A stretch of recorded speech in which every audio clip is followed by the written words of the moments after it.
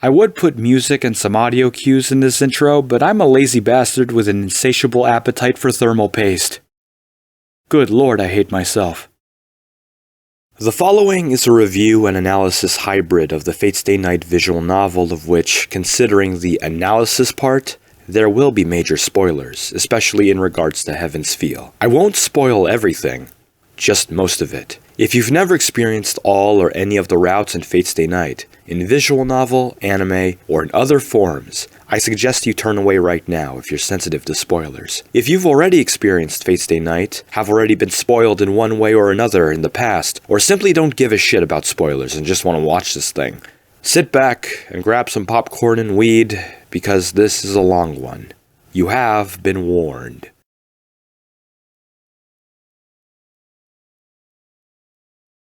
How do you define being a fan of something? An odd question to ask at the start of a visual novel review, of course. Regardless, you'll most likely enjoy whatever game, film, TV show, music artist, anime, or even a brand of cookie you like. No one's stopping you from any of that. Unless somebody is actively stopping you, in which case, what an asshole. It should come to no surprise to anyone who's been a longtime viewer of mine, assuming I still have longtime viewers at this point considering how long I've been away, that my main choice of fandom is with Type Moon's Fate franchise, a series which started all the way back in 2004 with the release of the Fate/stay night visual novel, created by Kinoko Nasu and Takashi Takeuchi. As an active follower for the past 7 years, there's no sign that Fate and the broader Nasu-verse as a whole is stopping anytime soon. This train just keeps on rolling. Heaven's Feel Lost Butterfly, and possibly part 3 is coming out next year after all. This series is like herpes. When you think it's gone, it will suddenly come right back to show itself in some fashion. Except I've always said that Fate is the kind of herpes you want to get. Okay, not really, I only just said that, but you get the point. I love Fate, even if it ain't exactly a perfect franchise. I'll admit I'm not a big fan of the Unlimited Bladeworks adaptation by uFotable. Lord knows Fate Collide's a thing, even if I still enjoy that spin-off series. Fate Grand Order's about as far removed from the original groundwork that made Fate into what it is today by essentially turning it into a flashy, Skinnerbox-driven mobile VNRPG waifu collectathon. Yet I still play the game every day anyway. Both the Fate Apocrypha and Fate Extra TV anime exist, and they kinda sucked, and Fate Zero has Gen Urobuchi slathered all over it.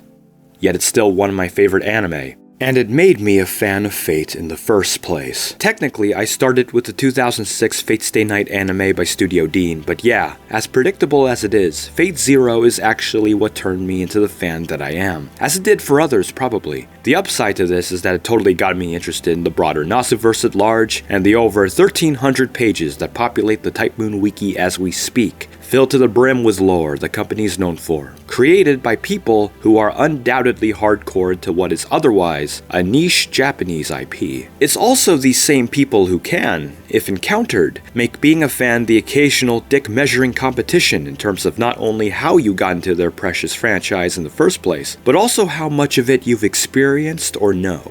As someone who started with the anime, you should know the drill. The visual novel is always what you should start with. Doesn't matter that it's long as hell. If you start any other way, some of the more extreme fans may treat you like filthy secondaries who don't know shit. This is something all fandoms contain. Those who insist you start the old-fashioned and pure way, or not at all.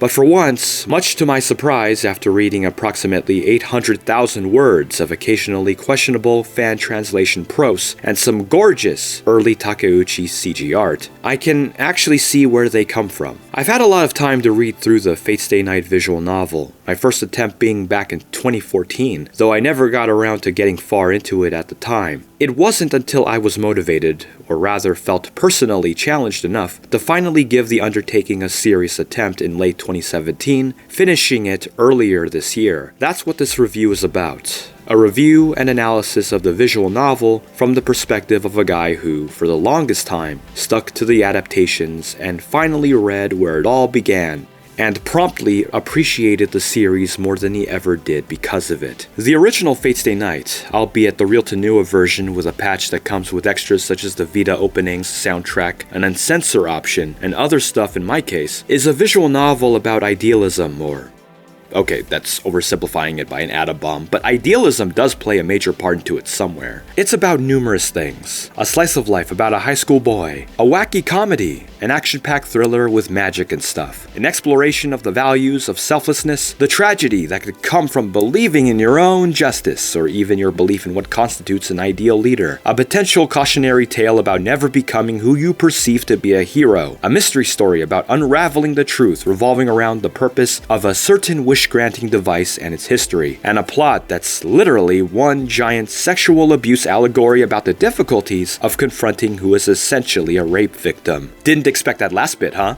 That escalated quickly, huh? It begins with a protracted prologue from the perspective of an important supporting main character that establishes the fictional Japanese setting of Fuyuki and the concepts of its urban fantasy world. We are then thrust into the shoes of Shirou Emiya, a teenage high school boy and survivor of a colossal fire disaster when he was young, leaving him orphaned. He's later taken in by the late Kiritsugu Emiya, a magus who saved Shirou from the incident itself, and the boy has since dedicated himself to living up to the heroic ideals the man left behind, giving him a hero complex like no other. Being an amateur magus himself, he lives his life seemingly like normal, with a protective and energetic pseudo-guardian in the form of Taiga Fujimura, Sakura Mato, Shirou's kind, shy, and pretty underclassman who may or may not have a crush on him, and a number of other supporting players of various importance, including Sakura's douchebag older brother Shinji, and Rin Tosaka, the popular girl in school who is secretly a talented magus. Her perspective is what the aforementioned prologue was centered around. It's around here when signs of something grander start to emerge. A series of gas leaks and murders are reported on the news. A silver-haired girl, later introduced to be Elia von Einsburn, shares an ominous threat to kill Shirou when he's walking home. He sees Rin on a random rooftop in the city, and after agreeing to clean the archery dojo for Shinji one day, he witnesses a superhuman battle between two mysterious combatants. He tries to evade their notice, but fails, causing one of them to chase after and nearly kill him with his spear. He somehow manages to survive the encounter due to someone else's intervention and later wakes, heads home, only to once again be targeted by the spear-wielding man when he realizes he's still alive. Shirou is forcefully kicked into his shed and is on the verge of being killed when, suddenly, a mysterious sword-toting female warrior in armor is inadvertently summoned and repels the spearman away through intense combat. She introduces herself as Saber, and that she is his servant, and after finding that Rin is involved in his current predicament, he learns of the Holy Grail War by her and Kirei Kotomine, a priest who works for the church.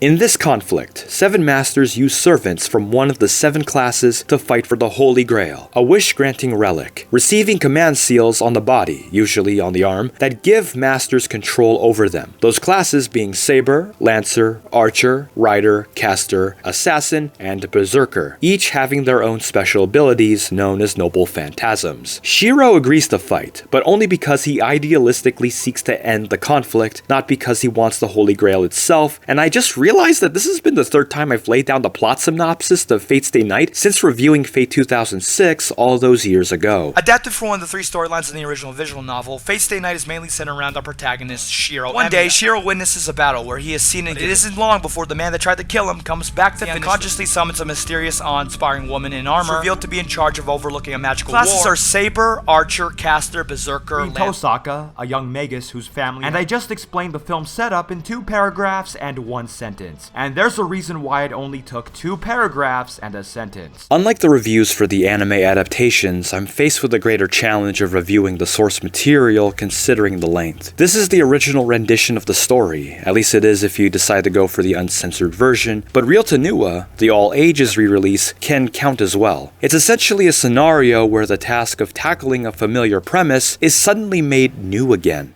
All 800,000 words of it. So, where to begin? Fate Stay Night should be basic fare if you're familiar with even your most average visual novel in terms of structure. There are 3 story routes, each spanning over several in-novel days, days being equivalent to chapters, with distinct storylines and even respective love interests. The Fate route is for Saber, Unlimited Bladeworks is for Rin, and Heaven's Feel is for Sakura, each path containing different conflicts, and even select characters you won't even meet in the other routes, like Zoken Mato. Choices play a big part, and if you choose the wrong one, it's game over.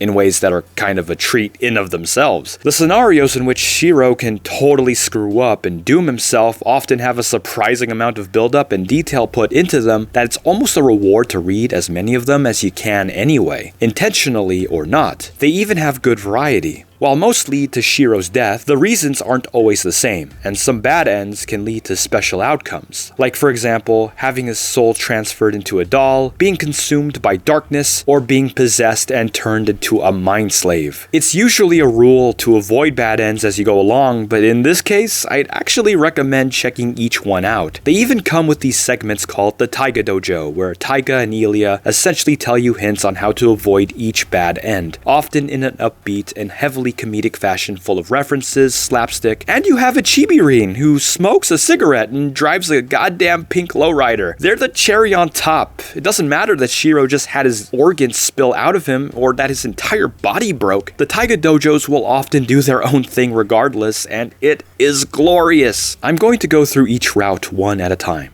though it's important to note that the Fate route is considered the first route in the novel, and for good reason. It serves as the introduction to the world itself beyond the initial prologue, the central conflict of Shirou's character, the dynamics of the supporting cast, and to facilitate the romantic development between our red-haired protagun and my goddamn waifu, and all the drama it leads to. Though the original 2004 release presents each route in linear order, Real Tenua for PC allows you to play the routes in any order you want, though it's not recommended. The true order should be Fate route first, then Bladeworks, then Heaven's Feel. In fact, you can think of the three routes as a sort of progression of Shirou's underlying character arc and development of our cast in general, as each route features its own method of showing you just who exactly these people are. Shirou's idealism, however, is the centerpiece of its overall focus as you go through it. Fate brings up his ideals and serves as an in-between when tackling the subject. Bladeworks explores and questions it, and Heaven's Feel grabs it by the balls and throws it to the curb. It's all in service to fleshing out Shirou as a character, and to explore the ambiguous morality of this urban fantasy world. The Fate route is about the bond between Shirou and Saber. It's also about their flaws and their wills, told through a story that is quite possibly the most upbeat and clear-cut out of all three, which is likely the intention. If the premise is teenage boy summons a powerful servant and engages in a battle royale for a magical super cup, Fate is the route that strays from this setup the least. In fact, the battle royale is the overarching focus of the plot through the majority until much later, where twists and turns occur that change all of that. Whether it be the intense fights, comedy, drama, and everything else in between, it plays things fairly straight as far as the novel is concerned. Shirou and Saber even go on a date. A comically lame date that's funny on one hand, but is also important to the plot. It wouldn't be a stretch to say the Fate route is the most slice of life out of the whole visual novel, in fact, and this direction dictates how most characters are fleshed out. Each route provides new information about who these characters are as you progress through the entire novel, like taking off layers upon layers of clothing. But considering Fate is the introduction, we only really get the base elements of their characteristics besides Shirou and Saber, who are a major focus. Rin is the feisty, smart magical prodigy who's talented, courageous, and serves as a dispenser of much of the exposition regarding how the magic of this world works. Elia, when she isn't trying to kill our main cast, is a devious little girl with a strong connection to her berserker, has lived a sheltered upbringing in a castle, and is ignorant of Japanese culture. Kirei is a seemingly noble but questionable priest who looks over the Grail War. Shinji's an asshole. Sakura is kinda there. Taiga is a source of comedy relief, and so on. The ease of access, plot and character-wise, is meant to capture the basic dynamics our characters share, as well as to allow the legroom to exposit a lot about the magic and concepts of the world. This is a route where comedic slice-of-life moments allow the cast to express themselves the most, free from the drama that is present and accounted for at key points, and to allow the reader to get fully accustomed to the perspective Fate Stay Night is mostly told with, Shirou's perspective. That bit is probably the biggest difference going from the anime adaptations to this, a shift I greatly underestimated. Fate primarily utilizes a first-person narrative that dives into the head of certain characters. It mainly focuses on Shirou's perspective, as I said, but it can occasionally change to different characters when need be. The shift is actually more major than one would think, and made me realize, in an eye-widening manner, that the anime adaptations, regardless of where they hail from, never came close to capturing the minds of our characters the same way this approach is capable of, with the possible exception of Fate 2006, as I'll explain much later on. It also revealed that some of my opinions, to my own surprise,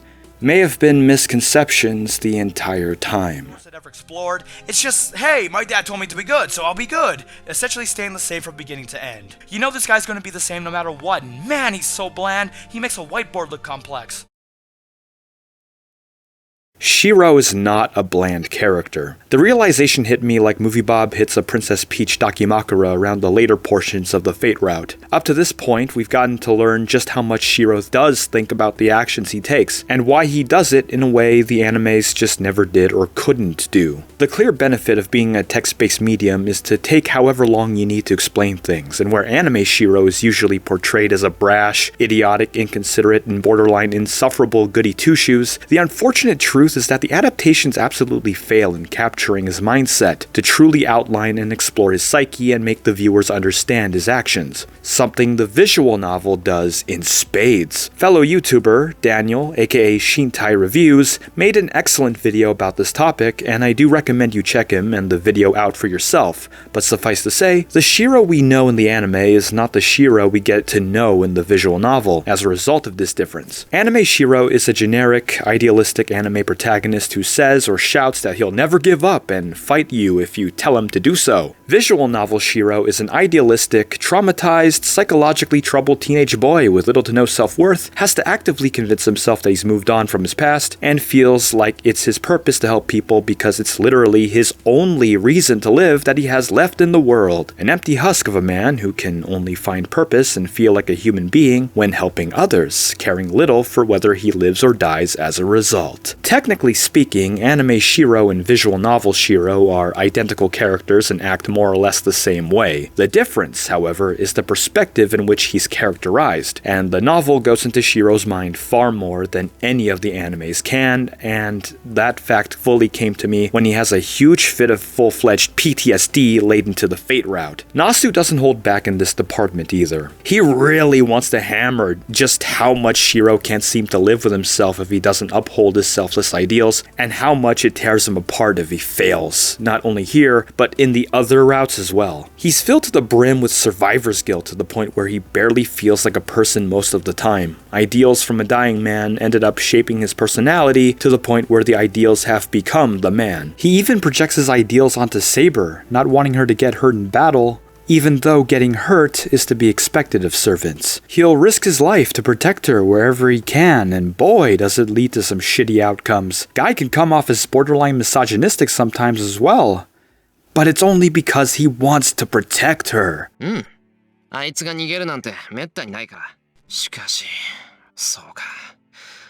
Shirou Emiya, teenage boy, helper of mankind.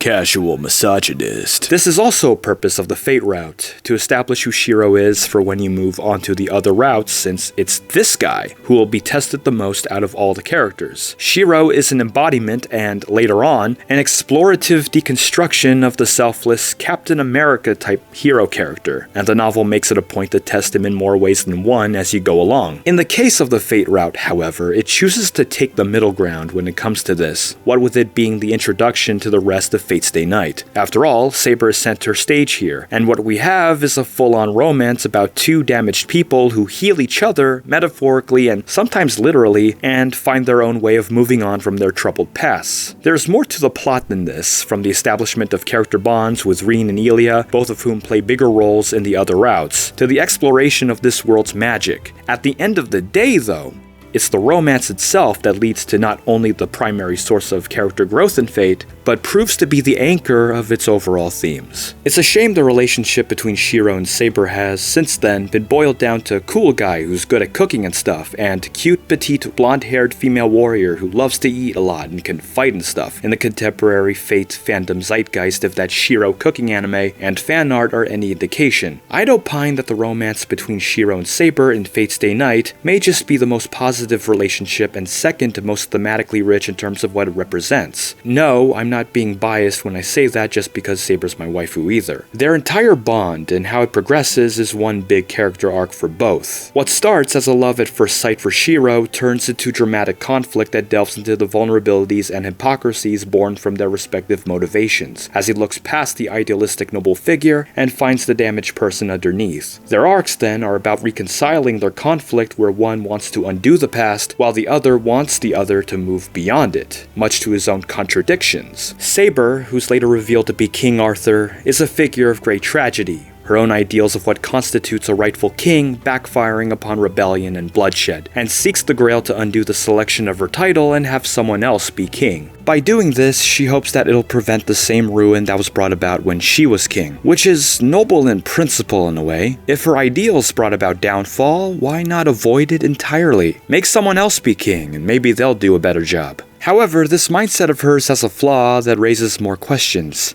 How would she know that any other king wouldn't rule Camelot in a similar, if not in a worse way? Is it even guaranteed that her kingdom wouldn't turn to ruin anyway? Better yet, isn't she just giving someone else her responsibility, and would that other king end up like her eventually? When positioned this way, the nobility of her wish, her hope to avoid ruin by changing history, is contradicted by a kind of selfishness that Saber doesn't seem to realize for most of the plot. Shirou, of course, finds issue with this, especially when he falls even more in love with her later on. The fact that she wishes to rid of her problems and give it to someone else to endure strikes a chord, and fueled by his love and ideals, strives to convince her to move on from her past. The hypocrisy is quite clear, however. As you read through the novel, it's apparent to the reader, and even Saber herself, that Shirou hasn't moved on from his own past either. It continues to dictate his present, and it's evident that his ideals could very well lead to his own ruin, much like how Saber's did. It makes the two inverses of each other in a way. One's idealism led to tragedy, the other's tragedy led to idealism. This is essentially the crux of the conflict within their bond, not because one of them is right, but because both are selfish. Even if Saber does undo the selection of the king, it won't change the fact that she is simply going to give someone else her responsibility and eventual suffering. But even if Shirou convinces her to move on, accept her past failure, and live for herself with him, happiness may not be guaranteed considering her regrets. It's even revealed that Saber is not like the other heroic spirits summoned in the Grail War. Unlike the others, she's not simply a spiritual copy of King Arthur.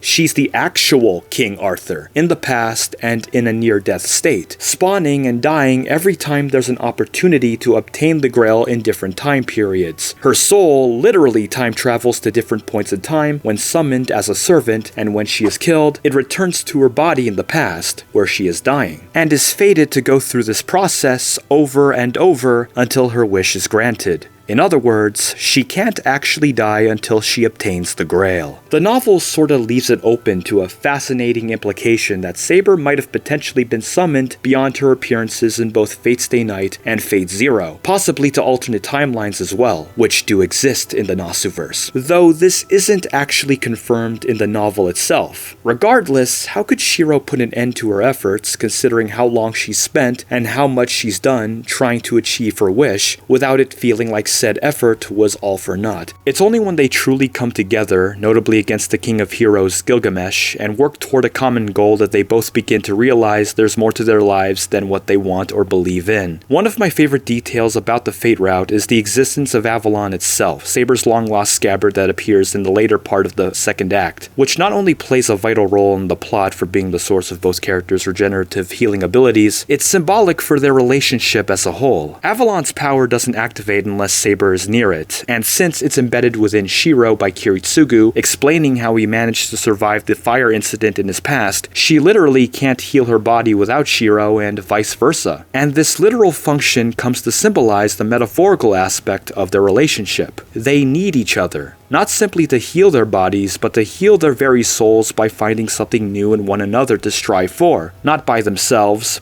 but together. Saber learns through Shirou that there's more to life than kingship, duty, and her own failures, while Shirou finds a new reason to live his life through Saber. He wants to give her a happy life, and when the Grail is revealed to have been corrupted by Ongraminyu, the embodiment of all the world's evil which seeks to destroy everything if it comes into existence, the lessons they learn kick into high gear. Saber's motives would have been impossible anyway, but her motives to undo her past have already left. There is only going forward. They're lost and left broken when alone. It's by being together that they are able to face adversity both within and outside of themselves, overcoming their own flaws and their enemies, and I think that's a great message to have when dealing with a romance like this. It's what defines the Fate route overall. The themes of overcoming personal flaws, not alone, but as a team, is what makes the bond between Shirou and Saber resonate in such a positive light like no other pairing does in the novel. It's not simply about two characters becoming better as people, it's two people filling the empty spaces within their very beings, strengthening their will and outlook on life. With Real Tenua, they even added what is easily the most beautiful epilogue I've ever looked at and read, and it's exclusive only to that version of the novel. As an introduction, the Fate route has comedy, drama, and all the twists and turns that make a good mystery, but it also provides a tale that could very well stand on its own as being something genuinely powerful. A story of master and servant that ends with two people who find what they've been missing the entire time.